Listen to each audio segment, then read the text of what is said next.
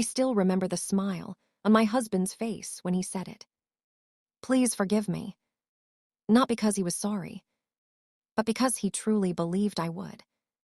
My name is Emily Carter, and this is the story of how my husband cheated on me and expected forgiveness. I had other plans. The night everything changed started like any normal night. Dinner was on the stove. The TV was playing quietly. The house smelled like garlic and burnt toast because I always overcooked it a little. My husband, Jason, walked in late again. Traffic, he said. That word had become his favorite lie. I didn't argue. I didn't complain. I smiled. Because when you love someone, you learn to swallow doubts like pills, one at a time. Jason kissed my cheek and dropped his phone on the table.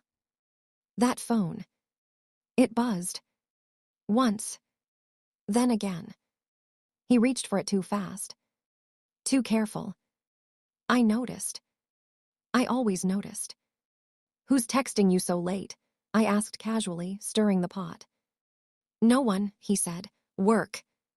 Work must have gotten very affectionate lately. That night, Jason fell asleep faster than usual. I lay awake beside him, staring at the ceiling, listening to his breathing. Heavy, relaxed, peaceful. Like a man with no worries. My heart was pounding so loud, I was sure it would wake him. I told myself not to do it. I told myself to trust my husband. I told myself I was being crazy. Then his phone buzzed again. I picked it up. The screen lit up my face like a confession. I miss you already read. My hands started shaking. I unlocked the phone. I wish I could say I stopped there. I didn't. I scrolled. Messages, photos, voice notes. All from Lauren. Young, confident, married to no one. She called him baby. She called him mine. And worst of all, he replied. My stomach turned. I wanted to scream. I wanted to throw the phone across the room. I wanted to wake him up and destroy everything right then. But I didn't. I did something much scarier. I stayed quiet.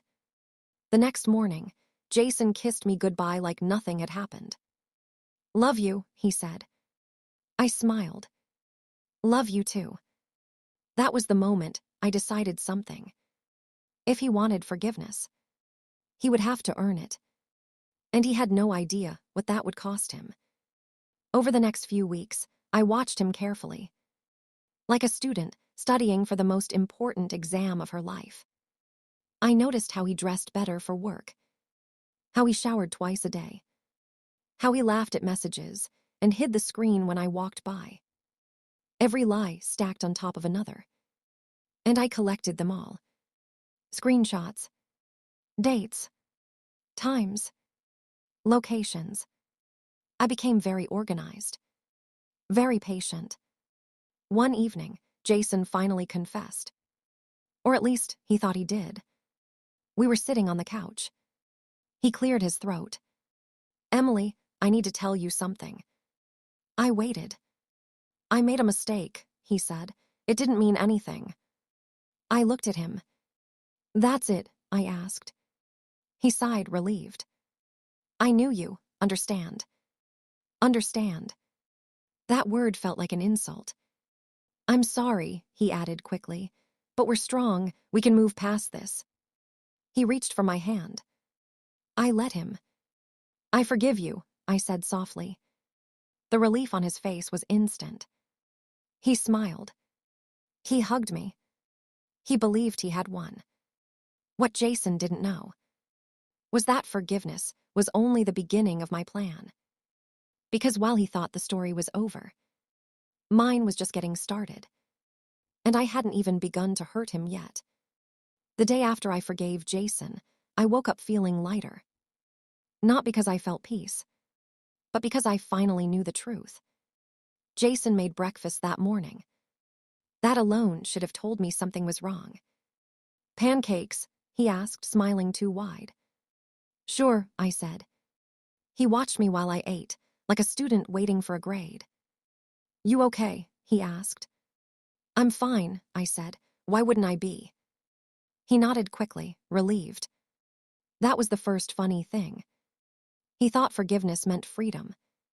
He had no idea forgiveness was my cover.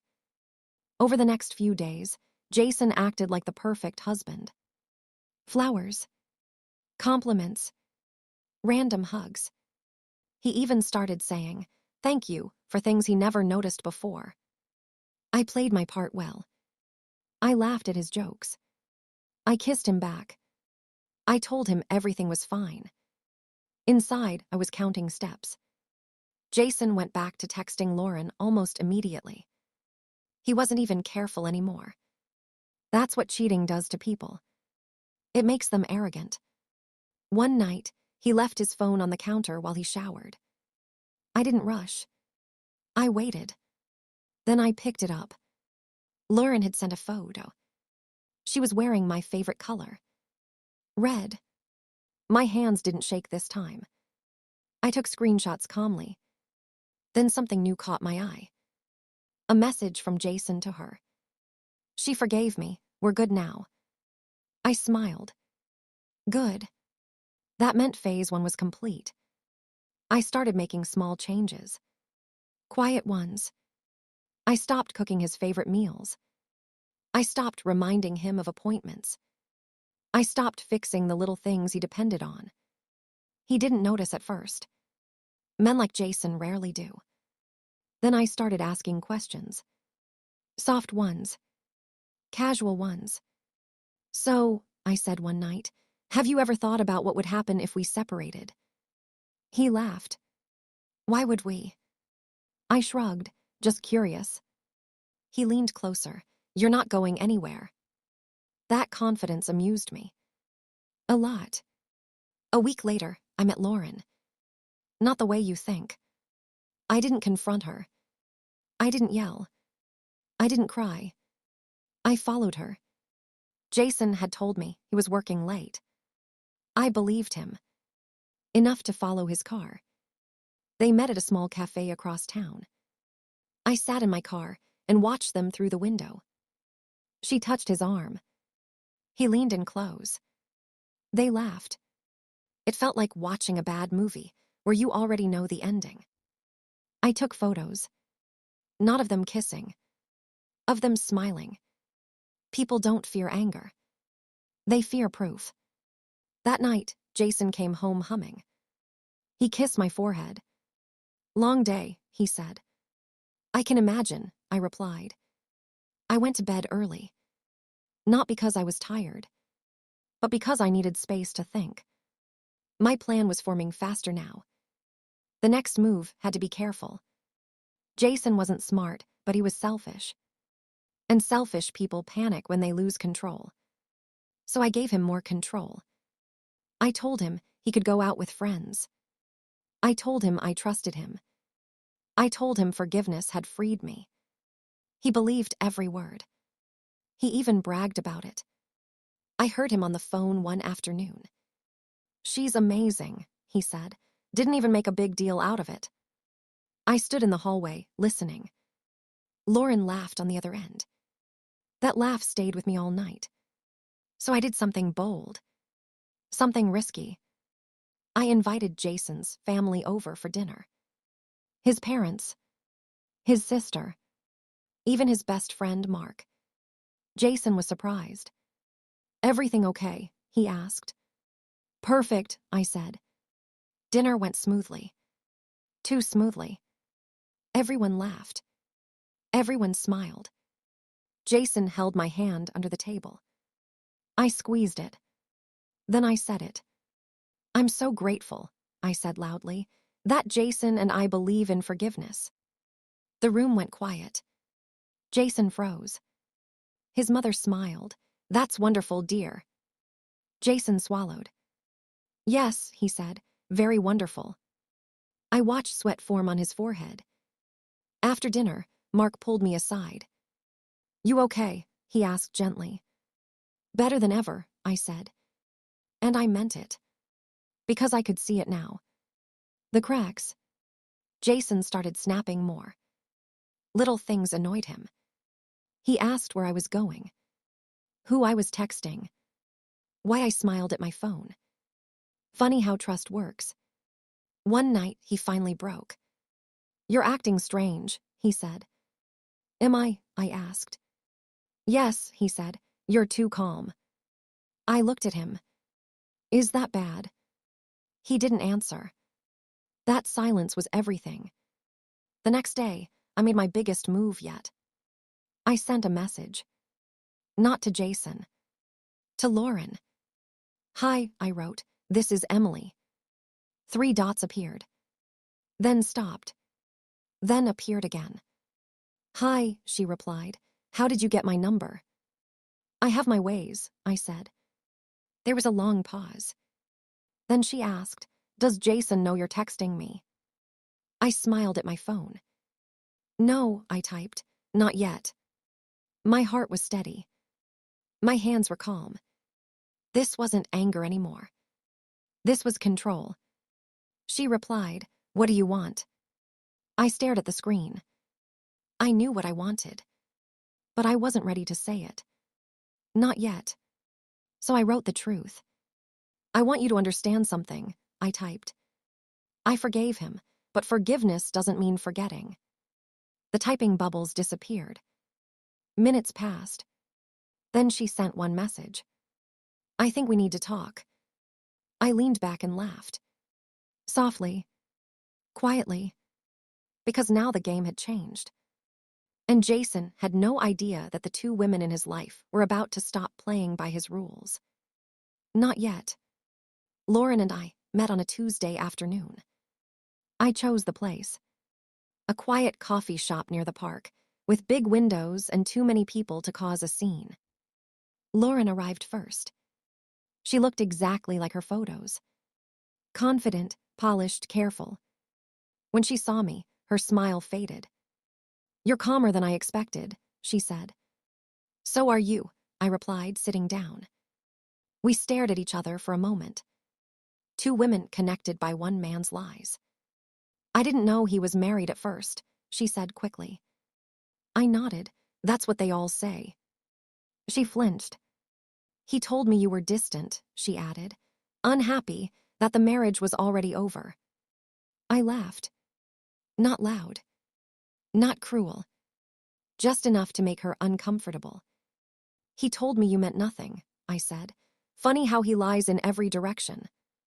She looked down at her cup. There it was. The first crack in her confidence. "I ended things," she said quietly. "When?" I asked. "Yesterday." I raised an eyebrow. "Did you?" She hesitated. That told me everything. I leaned forward. "Listen carefully," I said. "I'm not here to fight you." "Then why are you here?" she asked. I smiled. "Because I want you to see what kind of man Jason really is." Her jaw tightened. "I already know," she said. "No," I replied. "You know the version he sold you." I pulled out my phone. I didn't show her everything. Just enough. Dates that overlapped. Messages he sent while sitting next to me. Photos taken in our house. Her face drained of color. "He told me he was staying at a hotel," she whispered. "He was," I said, "our guest room." Silence sat heavy between us. Finally, she asked, "What do you want from me?" I took a deep breath. "I want you to do nothing," I said. She frowned. "Nothing." "Exactly," I said. "Let him dig." Lauren studied me. "You're not angry," she said slowly. "I was," I replied. "Now I'm curious." "About what?" "How far he'll go when he thinks he's safe." She shook her head. "You're dangerous." I smiled. "I know." We left separately. No hugs. No promises. Just an unspoken understanding. Jason texted me that night. "Running late, work." I replied with a heart emoji. Then I texted Lauren. "He's with you, isn't he?" 3 dots appeared. Then disappeared. Then appeared again. "No," she wrote. "He canceled." Of course he did. Jason was getting sloppy. Over the next 2 weeks, his life started unraveling. Small things at first. Missed meetings. Late payments. A warning from his boss. He blamed stress. He blamed traffic. He blamed everyone but himself. At home, he grew restless. "You've changed," he said one night. "So have you," I replied. "That's different," he snapped. I looked at him calmly. "How?" He opened his mouth, then closed it. He hated that. The silence scared him more than yelling ever could. One evening, Jason came home drunk. That never happened. He dropped his keys on the floor and laughed. "You know what?" he said. "You're amazing." "Why that?" I asked. "You didn't make my life hell," he said. "Most women would." I tilted my head. "Do you think this is heaven?" I asked. He didn't catch the warning. A few days later, his phone rang while he was in the shower. It was his sister, Megan. I answered. "Hey, Emily," she said. "Is Jason okay?" "Yes," I said. "Why?" "He missed Mom's birthday dinner. Didn't even call." I paused. "I'm sure he'll explain," I said. After I hung up, I wrote it down. Another crack. Jason started losing people's trust. Not because of me. Because lies are heavy. And carrying too many makes you stumble. One night, he finally asked the question he'd been avoiding. "Are you talking to someone else?" he asked. I laughed. "Why would you think that?" "You're always smiling," he said. "You're never home." I shrugged. "I told you I forgave you." That word hit him hard. Forgave. He realized then that forgiveness didn't mean control. It meant distance. A week later, Lauren called me. "I can't do this anymore," she said. "He's begging." "Let him," I replied. "He says he loves me." I closed my eyes. "He loves himself," I said. "That's the problem." She was quiet. Then she asked, "Does he know you know everything?" "Not yet," I said. "But he's close," she whispered. So was I. Jason's boss called the house the next day. Jason had left his laptop at a client's office. The wrong client. Messages were seen. Emails read. Trust broken. Jason came home pale. "They're investigating," he said. "For what?" I asked. He looked at me like he was seeing me for the first time. "I think I messed up," he said. I nodded slowly. "Yes," I said, "you did." That night, he slept on the couch. For the first time. I stood in the doorway, watching him. The man who thought forgiveness was a finish line. The man who never saw the cliff. My phone buzzed. A message from Lauren. I told him. I stared at the screen. "Told him what?" I typed. "Everything," she replied. "About us, about you knowing." My heart beat once. Hard. Then steady. I walked into the living room. Jason was sitting up, his face white. His eyes met mine. "How long?" he asked. I smiled gently. "Long enough," I said. He opened his mouth to speak. I raised my hand. "Don't," I said. "Not yet."